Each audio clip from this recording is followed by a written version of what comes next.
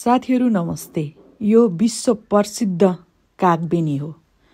तपाईहरु सबैलाई थाहा छ मुस्ताङ गएपछि मुक्तिनाथ पुग्नुभन्दा अगावै कागबेनी भेटिन्छ।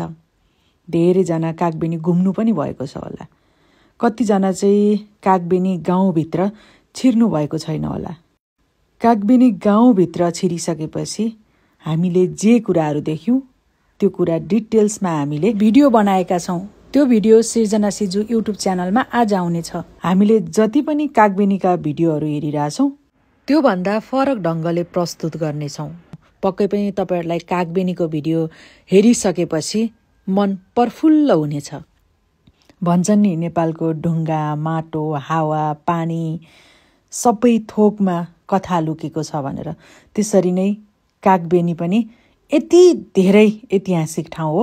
त्यो अब आउने भिडियोले तपाईहरुलाई देखाइ नै हाल्छ।